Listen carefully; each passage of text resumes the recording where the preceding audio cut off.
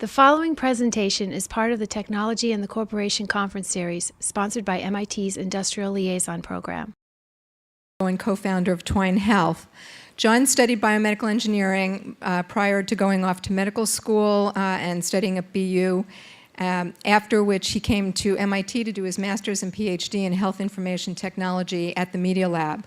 And then he went off to become co-founder and CEO of Twine Health, which arose out of his frustration with learning that the best diagnostic and treatment capabilities did not result in healthier and engaged people, and that it was important for patients to be in control of their own care and also recognize the clear need for expert support. So he developed this new revolutionary approach to care, technology-supported apprenticeship. Please join me in welcoming John Moore, putting the care into digital care.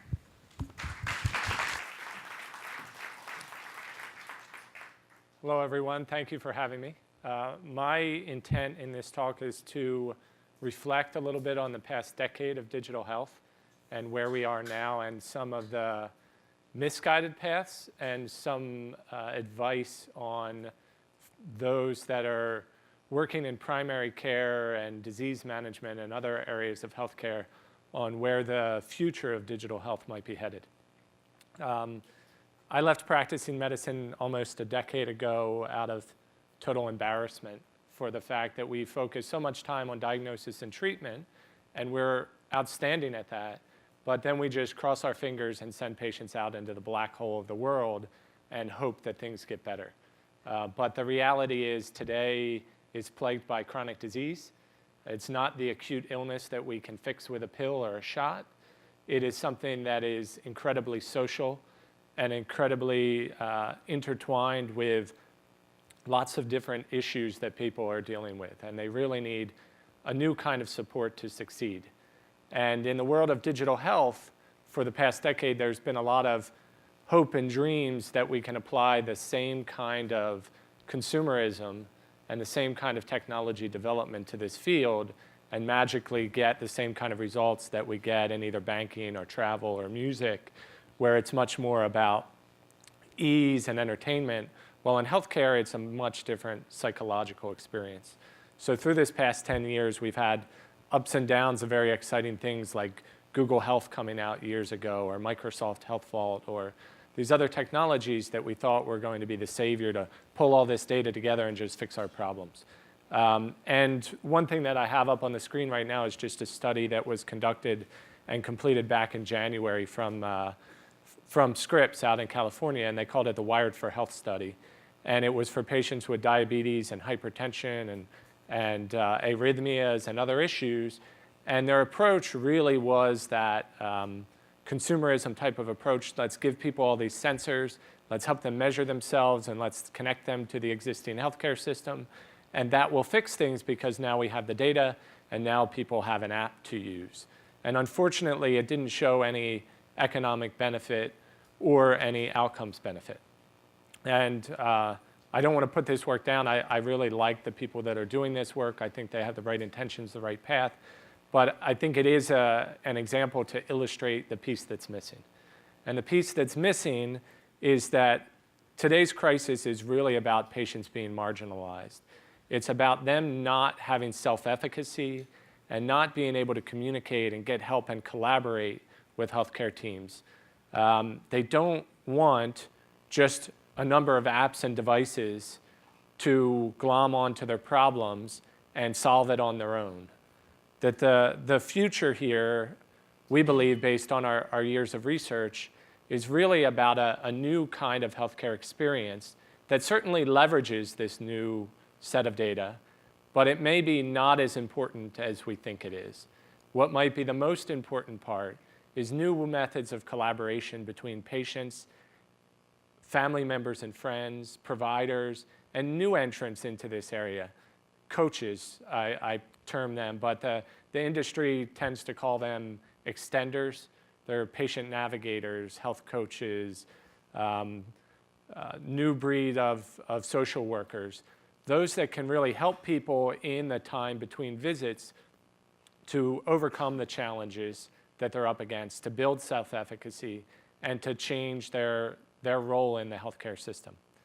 So I want to show you a really quick video just to highlight what this experience looks like to a person, and hopefully it highlights some of the psychology that's involved and some of the social dynamics.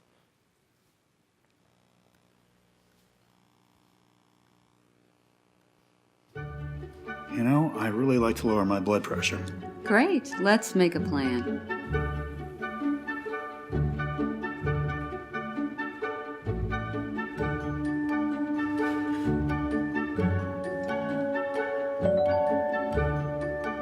Your phone, Grandpa. Thanks.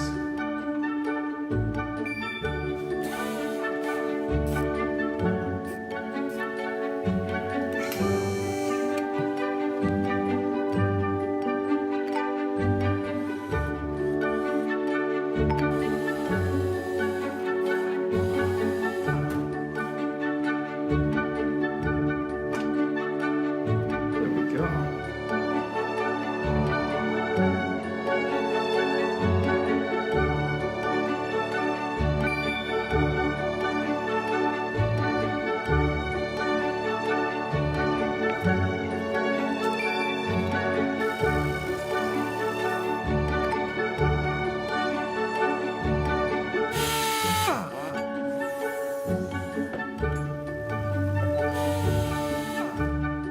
Hi, Ellie. Hey, Grandpa, can we finish my bike tonight? No, I'm sorry, Ellie. I have to see my doctor this afternoon. So I'm going to have to stay late at work. What if we finish your bike up over the weekend? Okay.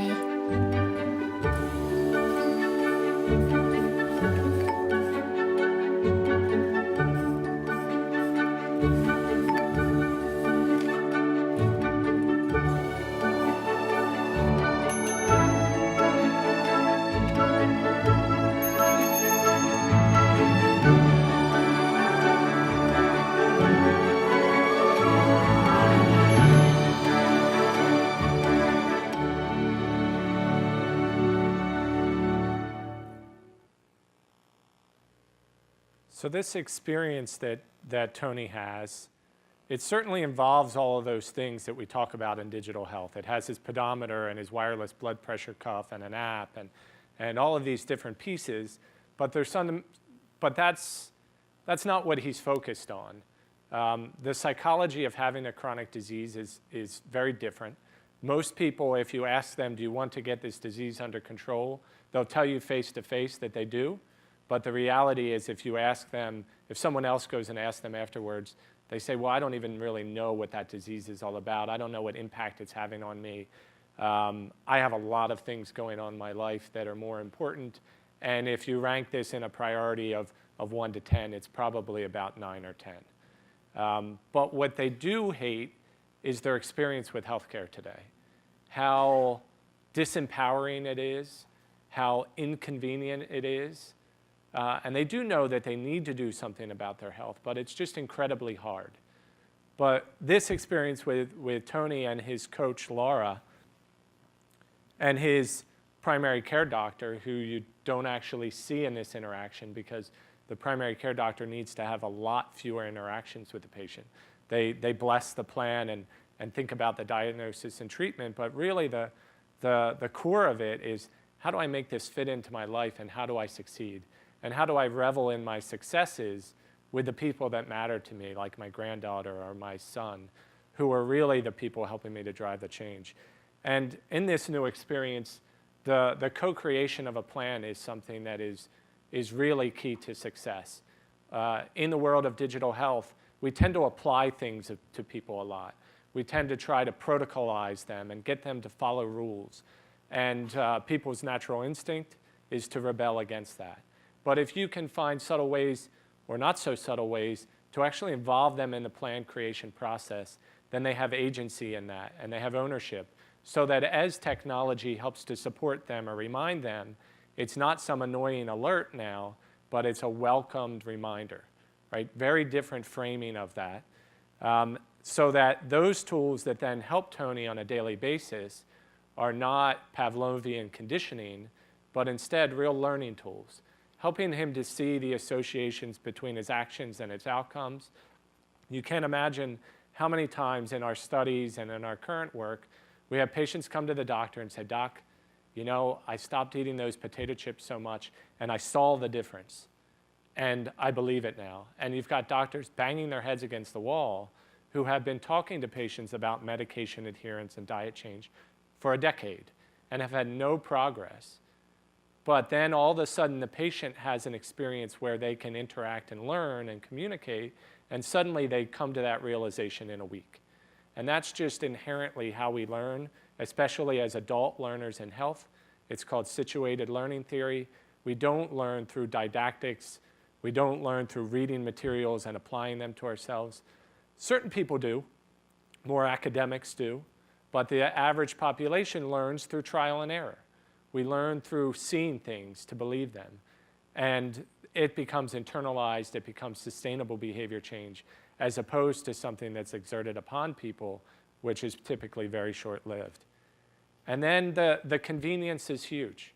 People just have a healthcare experience where the trust with the people on the end is not there, because all of the care happens when an appointment is needed instead of when you need care.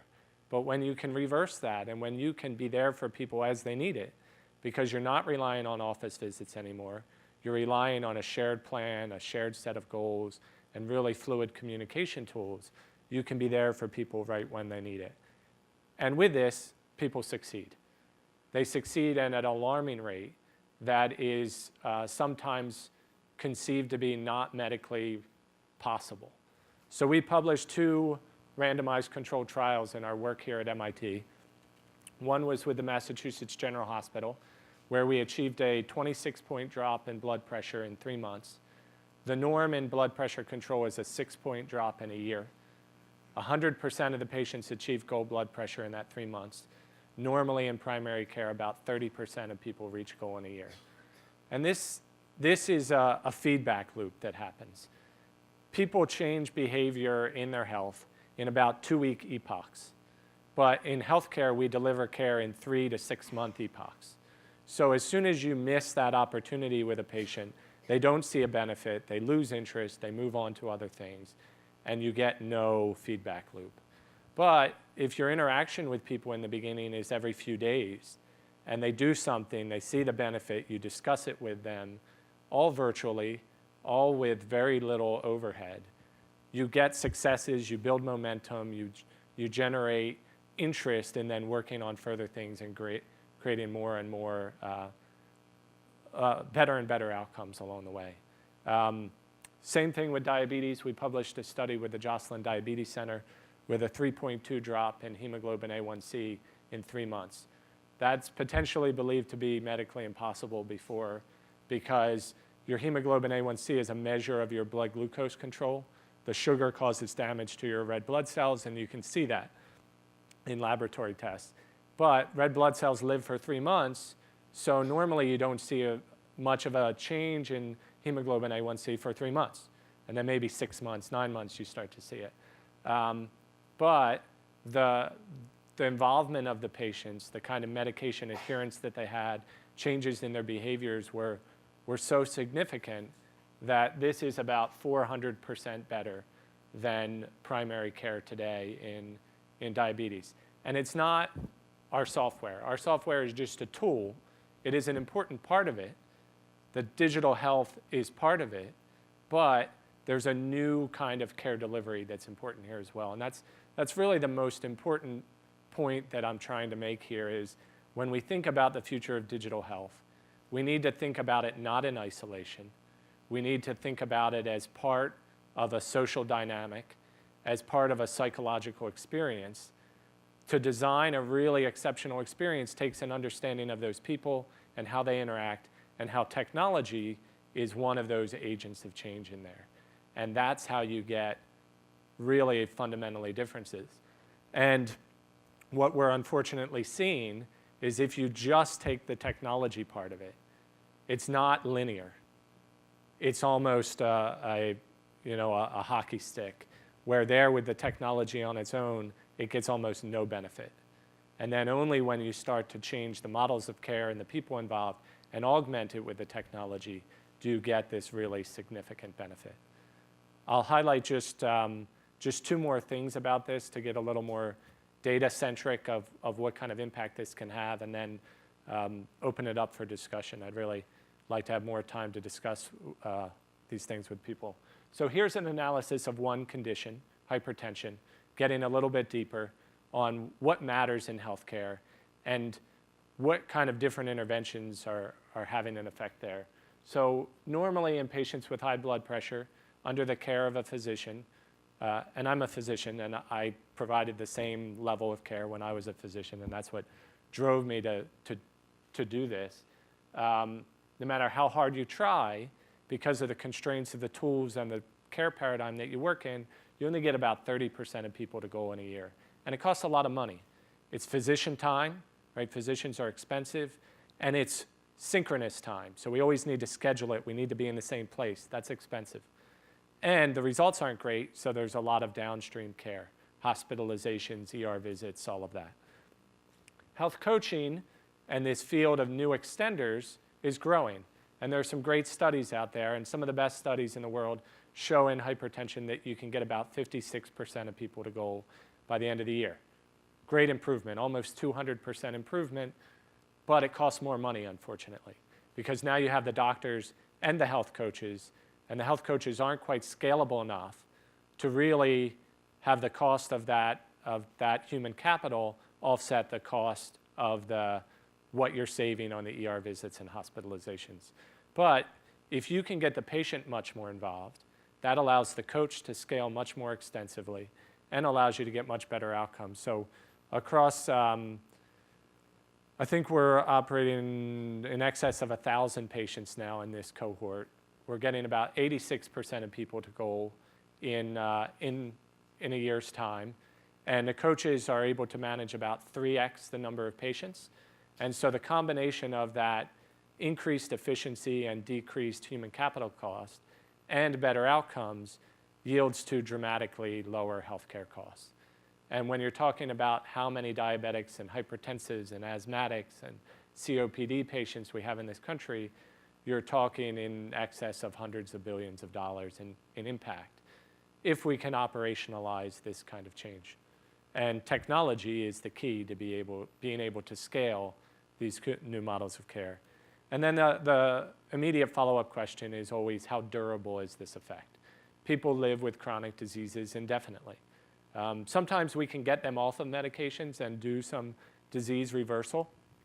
In fact, many patients were able to get off of their hypertension or diabetes meds and still keep them under control, obviously through the combination of diet and exercise and other lifestyle changes with the medication. But regardless, durability is really important. And what you can see here is it's not perfect. We've been able to achieve about 92% of patients reaching goal at 3 months, and at the end of a year, it drops to about 86. But that's a pretty small relapse rate. And there's a pretty steady plateau that's forming. We're starting to have data out to 18 and 24 months showing that when you take this approach, it's not protocolizing the patient and getting them to follow rules, but it's getting them to build self-efficacy skills. That stays internalized, and that is durable. So that's what I wanted to speak about. As you work in the field of digital health, and specifically if you have an interest in the areas of chronic diseases and in primary care and in other specialty care where chronic diseases are really epidemic, think carefully about the combination of technology and new models of care and how important learning science and health psychology are in this mix to design something that isn't just taking a glancing blow at the problem and hoping that the right data at the right place will solve it. It's about the right people at the right time with the right data. Thanks.